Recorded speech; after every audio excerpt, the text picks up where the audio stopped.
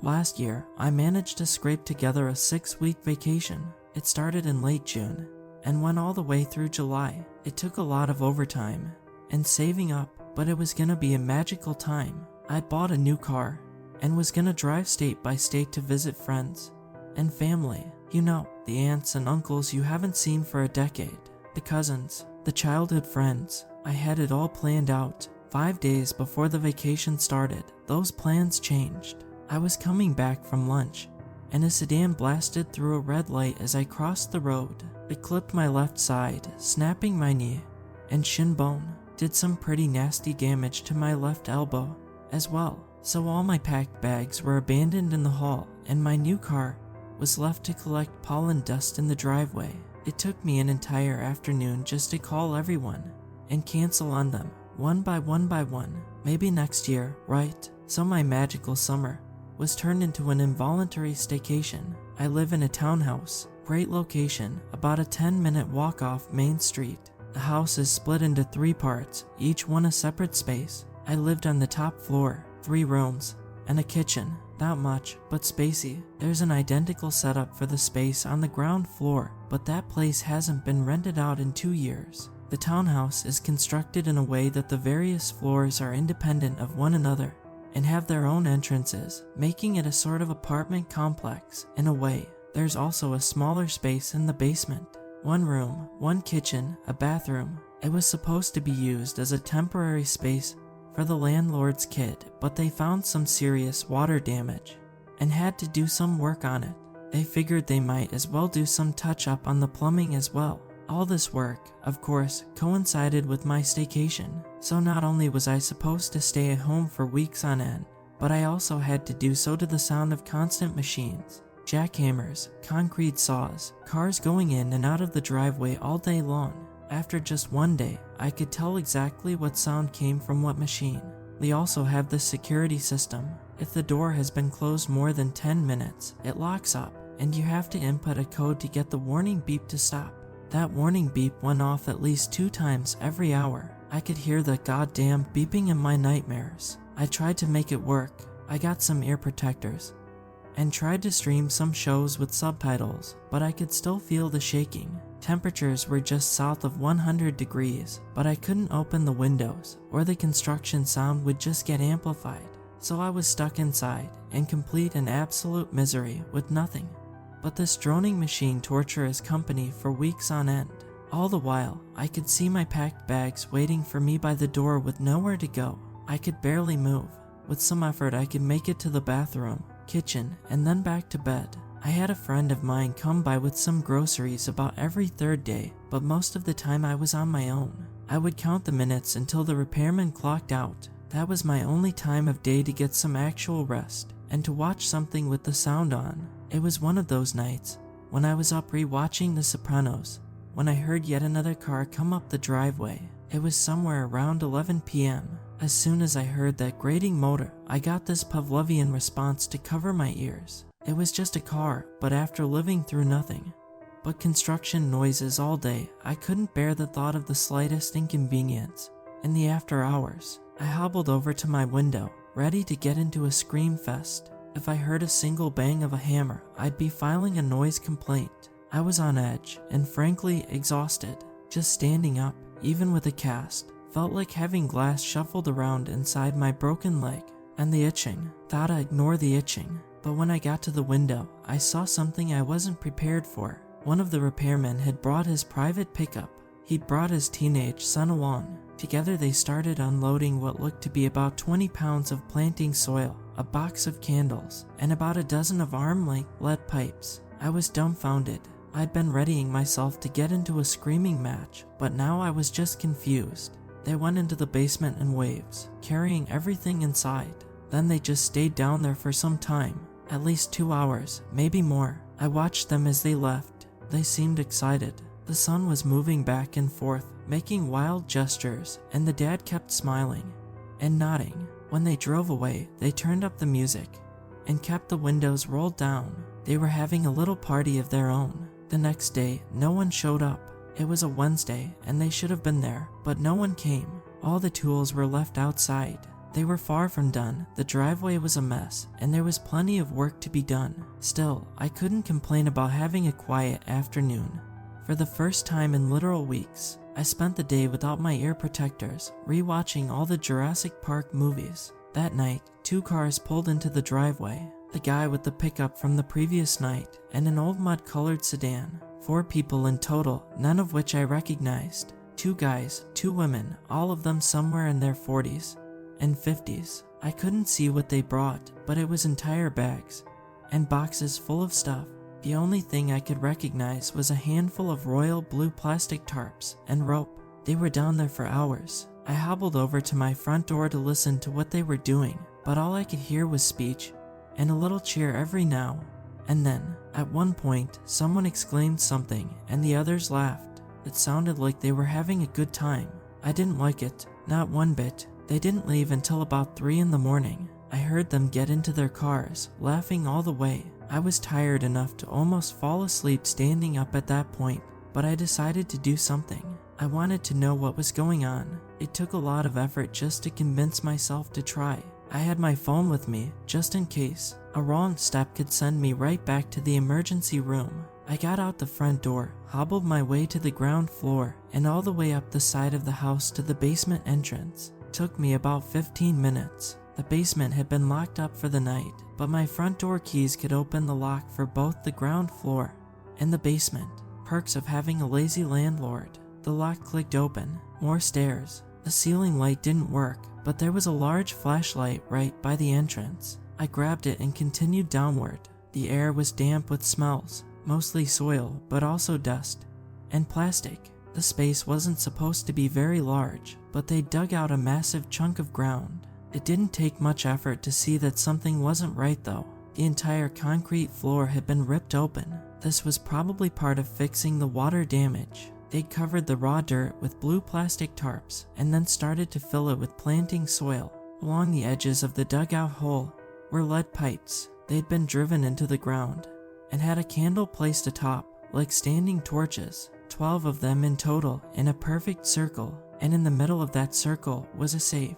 It was this massive iron box, like some turn-of-the-century level thing, as tall as a small child. It was balancing in the middle of the room, on top of a flat rock, the only space that hadn't been dug out. The safe seemed brand new, like it had been polished and cleaned. It looked like the crew had started to just dig out the floor, but as soon as they encountered this, they'd excavated it completely. There was a ladder leading down into the hole, but I couldn't use it, not in my condition. I remember just standing there with flashlight in hand, not knowing what would pop up in front of me next. It felt surreal. There were little details all over the place. An empty wine bottle in the corner, little holes in the dirt where seeds had been planted, a watering can by the edge of the stairs. There were blankets covering the edge of the hole, making it easier to sit by. I also noticed cigarettes, a radio, and batteries, candles everywhere. In the exposed pipes, on the floor, on boxes lined against the walls, everywhere. I tried to make sense of it. Whatever they were doing down there wasn't part of the job.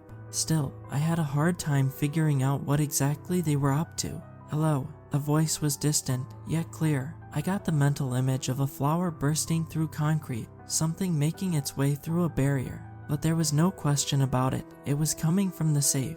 I think it was a woman. I'm sorry, are you new here? I leaned against one of the beams for support and fixed the flashlight on the safe. It was large, but not large enough to fit an adult woman, unless she was crammed in there. I was having a hard time seeing how a voice could come out of it, so I brought out my phone to record it. Hello, hi, can you hear me? I caught it on tape and played it back to myself to make sure I wasn't imagining things. I saved the recording. It's a bit quiet, so I enhanced it. You can if you want, but there's a lot of static. Finally, I decided to speak up. Yeah, I'm here, I said. I hear you. Oh, hi, it said. I'm sure this must all be a bit confusing. Concerning, yes, I said, not sure what to make of it. I pulled out a wicker chair from the corner of the room and sat down. I placed the flashlight on a box, keeping it fixed on the safe. I'm sure it looks quite strange, but you're free to leave at any time. I would certainly hope so. Let's try this again, it said. I'm Angela. No need to tell me your name. I already know it. I've seen a lot of people come down here for the past few days, I said. That's strange. It's mostly harmless fun, Angela said. But yes, I can see how that might be alarming. Yeah, I nodded. Not a lot of people come by construction sites to hang out. Depends. If your favorite band were playing here, you might want to go. Sure, but they're not. They could be. I leaned forward, giving the strange safe another look. I couldn't see any markings. The numbered wheel on the front looked blank. I could show you if you want, Angela said, but I need your consent. Your consent to what, exactly? To show you why people come to stay with me. But I don't want you to feel uncomfortable. Will it hurt? Not at all. All right then. In the blink of an eye, I felt the wind rush towards me. The brightness of the flashlight extended to a wide open sunlit afternoon. I heard a roaring engine, and I could feel the smooth texture of leather against the back of my naked legs. As I opened my eyes, I was somewhere else. It was an open highway, a sunny day with wind rustling my hair. I was in a car, an open convertible. An old friend of mine was driving. I was in the back seat with my high school sweetheart. I could feel the condensation from an ice-cold bottle in my hand and the warm wetness of a kiss on my cheek. A whiff of her intoxicating shampoo. This wasn't a memory. This was happening right now. Mind if I turn up the bass? My friend called out. Don't want to listen to you make out all day. I immediately lost all reservations. I forgot about everything. I spent hours, maybe an entire day, just hanging out with my old friends. I was younger, stronger, happier. Not a care in the world. Money in my pocket, a pep in my step, not a single cloud on an open sky. It wasn't just pleasant, it was beautiful, heavenly. We had drinks and dinner at a great barbecue place. Found a neat motel just as we thought about calling it quits for the night. Every sensation filled me with joy. Warm kisses, cold drinks, a hug from an old friend. It bolstered me, strengthened me. Then it faded away, sand running through the fingers of my mind. And there I was, with a broken leg in a dusty, broken up basement. I'd been gone no more than 30 minutes, even though it felt like an entire day. Are you okay? Angela asked. I didn't know how to feel. It was strange being back, but all the sensations I'd experienced still burned in me. I could feel it in my skin, in my mind. It was amazing. I think I'm good, I said. I don't know what to say. I suppose you want an explanation. Yeah, that'd be great. For the next hour or so, Angela told me a story. Back in the day, that safe was just a peculiar thing. It was made back in the times of the Old West, and they'd cast it from a strange metal they'd found in a drain lake. It was supposed to be used as part of a bank vault, but they noticed the money inside would be slightly changed. At first, it had just changed the value printed on the bills, but over time the changes would become more drastic. Some money would be turned into flowers, silver would turn to glass. There were seemingly no rules, except that things would change. So, in one of many grueling cruelties of the Old West, someone decided to stick a child in there. Hence, Angela. Ever since, the safe has been closed. Not even Angela can open it. She grew up in a space where there was no need for nourishment, sleep, or breathing. All she knew was the darkness of that alien box, keeping her in some kind of suspended animation. I've dreamt about the outside, she said. I've dreamt about it for so long. Can't we just let you out? It won't open. It can't. And even if it did, I'm pretty sure that it'd kill me. So you're just stuck in there, forever. It's not all bad, she said. I can go wherever, be whoever I want. The only world I've ever known is the one where you close your eyes and just live, and I can share that experience with you, my friends on the outside. I've never experienced something like that, I admitted. But this seems incredible. Shouldn't we call someone? Do something? I suppose you could, she said. Maybe the police, or your landlord. Maybe a great scientist. But who's to say they won't put me somewhere bad, or use me for something sinister? How do you know I won't do that?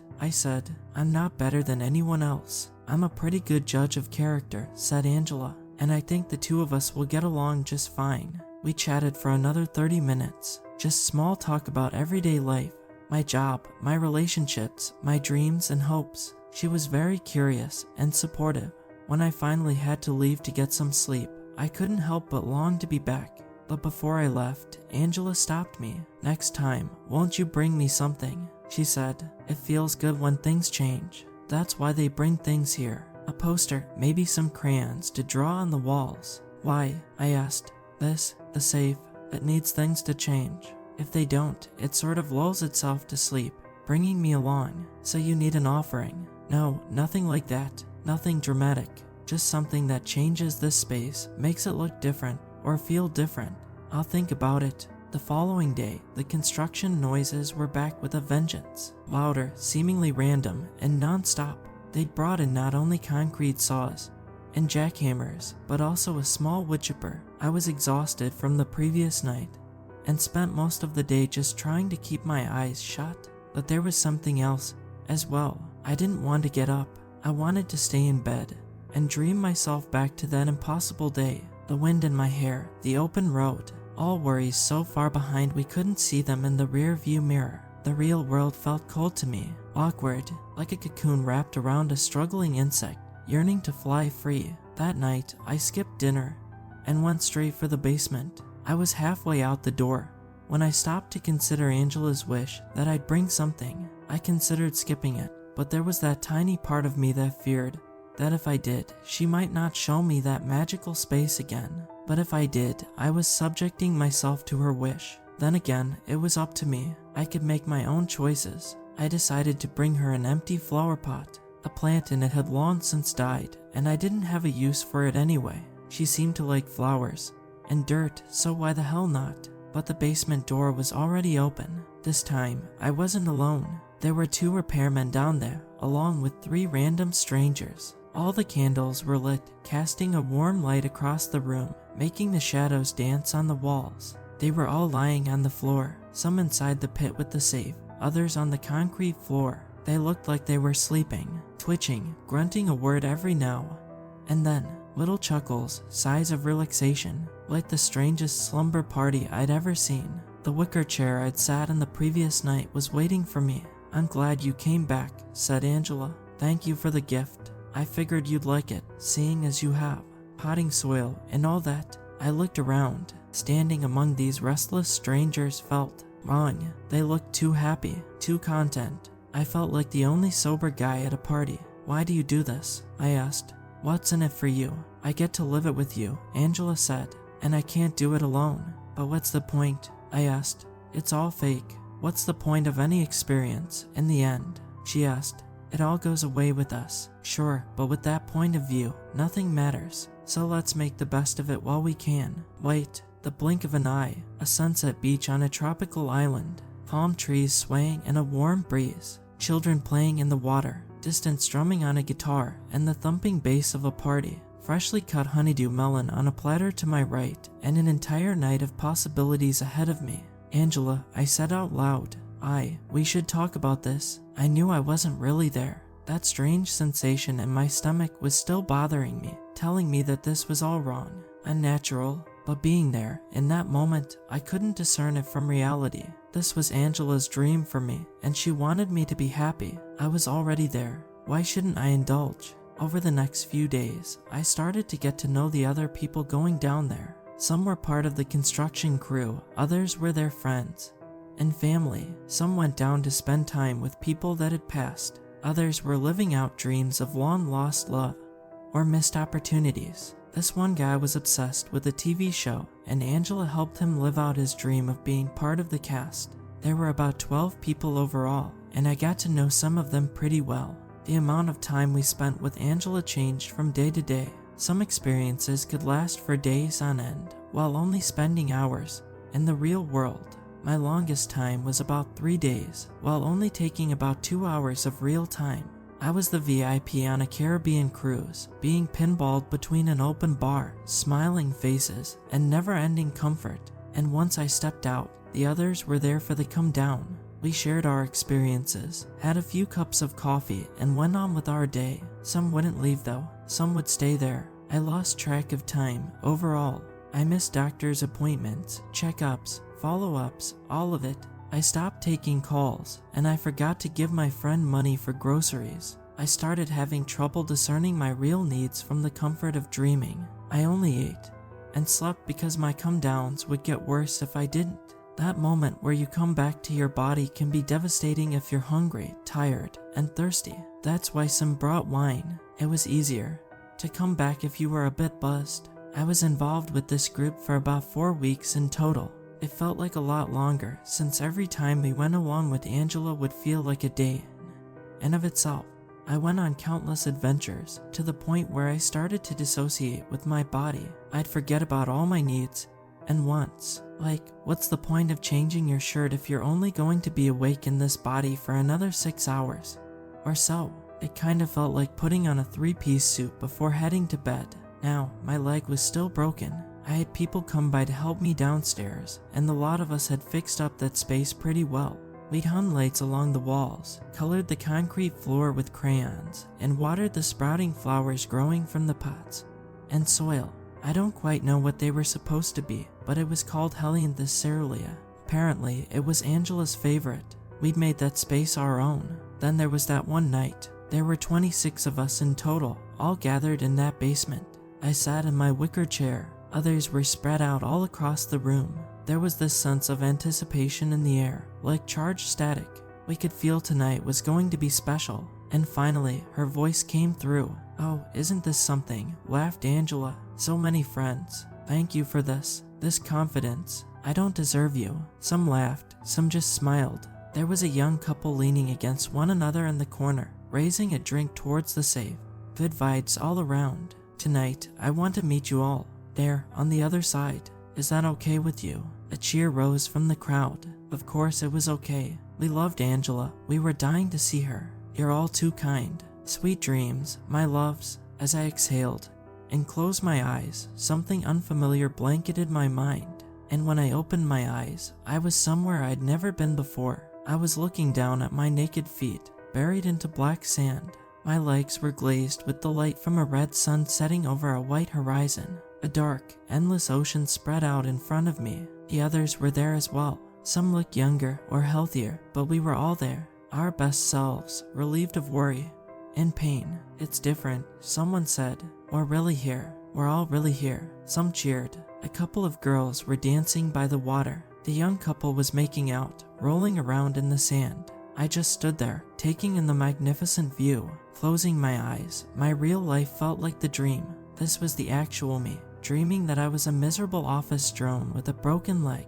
A hand brushed against my shoulder. "I'm glad you're here," Angela whispered. I looked up at her. Angela was 7 feet tall. It's hard to describe her. She was sort of devoid of color. Not white, not black, just uncolored. No hair, no scars. Neither man nor woman. She looked like a quasi-person who hadn't yet decided on what to be. She had no facial expression. Her eyes had no color. And the strangest detail was her hands. She had no fingernails. I could imagine her looking down on me with benevolence, but at that moment, there was nothing. No matter what I imagined, I could tell there was nothing there. She gave me a pat on the back and turned to the others. "Tonight, you don't have to leave," she said. "You can stay as long as you want. You can go wherever you want. You can go together, alone, or as a group.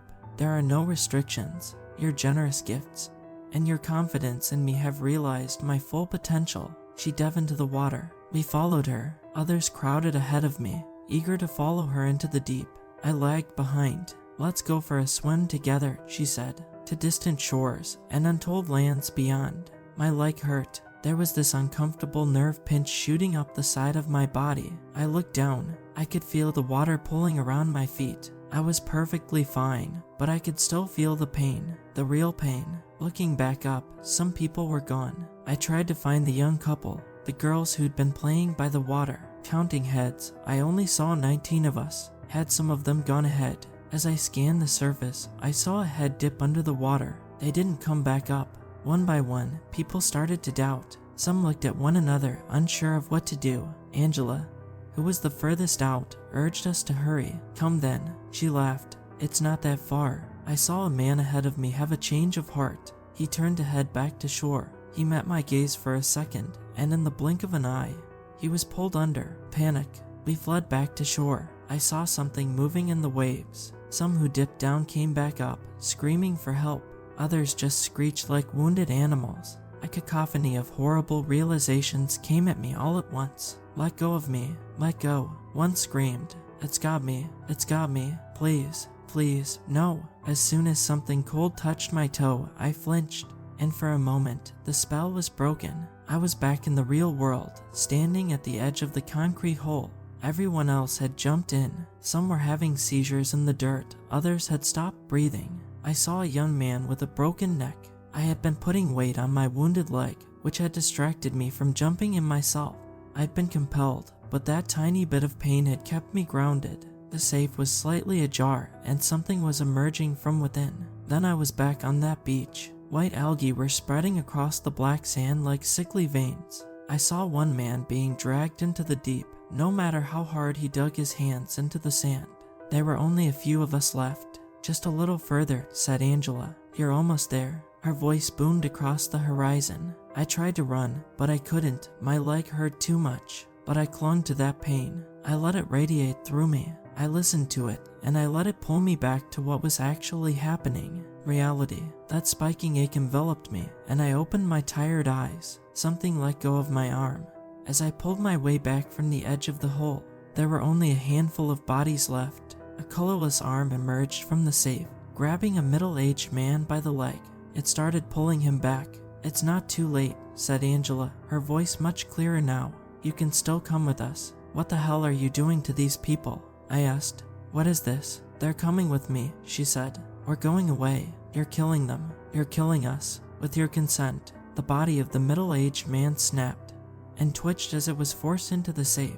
It reminded me of a snake with an unhinged jaw, devouring its prey whole. Something grabbed my healthy leg and pulled me forward. I tumbled into the pit right next to the safe. From there, in that angle, it looked enormous. My heart pounded, trying to leap out of my chest. This wasn't a well-meaning dream fairy. This was a goddamn predator. I don't want this. You said you did. You don't have my consent. I say no. No, you don't want this. No, I want to go. Right now. There was a moment of consideration. The safe was left slightly ajar. Angela took a deep breath. I'll make you want this. The next part is hard to talk about. In the blink of an eye, I was in a scorching desert. I was chased by rabid beasts, longing to rip me apart. They seemed to get closer and closer the faster I ran, and the sand dunes went higher and higher. Sweat stung my eyes, and my lungs were aching from exhaustion. In a way, I knew I could give up. I could give in. I could take Angela's hand and walk peacefully into the unknown. But the beasts caught up to me, and mouthful by bloody mouthful, they started tearing me apart, leaving my body broken and exposed in the sand. My throat struggling to breathe. I could feel myself slipping in and out of consciousness. Tell me when you're ready to go, Angela whispered, brushing my hair. Just take my hand. I wanted to, but I could still feel my broken leg. This wasn't real. Over what felt like weeks, maybe months, I was tortured. I was shot, drowned, eaten, burned, dismembered, all of it. The worst was when she put me someplace where I knew it'd happen eventually, but not immediately, or when it could happen at any time, but I didn't know when. I had everything I loved destroyed in front of me. Every dream turned nightmare. I was back in that car, with the wind rushing through my hair, and my high school sweetheart punctured my eyes with her teeth. I was eaten alive by family and friends. I was buried alive, hearing people dance on my grave through rotting years. All my screams went unheard, and all my tears meant nothing. This would never end. This would never stop.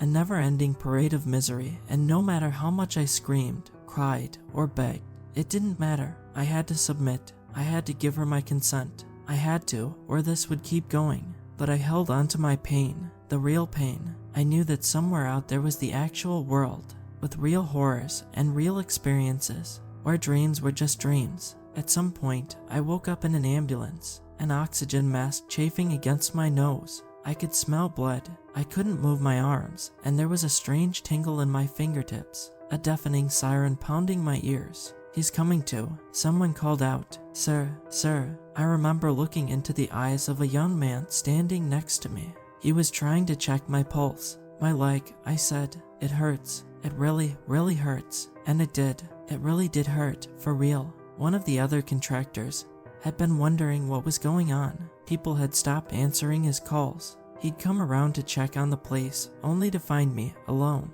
unconscious in the basement. He'd called an ambulance. Apparently, he didn't stay long enough to listen to Angela, or maybe she was busy talking to me. They pulled me out and took me to the hospital. I fell in and out of consciousness all the way through. Meanwhile, repairs resumed. The first thing they did was fill in the floor. No one told me what happened to the safe. As it turns out, I was in Angela's world for 3 actual days. There were some inquiries about people going missing, but apparently it isn't as uncommon as one would think. My episode was attributed to an overdose on painkillers. The others, well, there wasn't one single explanation. I tried talking to people about it, but it was hard to make them listen. I'm writing this to remind myself that what I experienced was real. I can't talk to anyone about it since anyone involved is, well, gone. I've since moved to an apartment instead, and my leg is all better. And the further I get from that day, that summer, the more it feels like an impossibility. But I know it happened. I know it did. I think what saved me in the end was getting away from that place. But still, in my heart of hearts, I have to admit, I want to go back. Maybe if I'd followed her, everything would have been okay. And maybe it wouldn't be.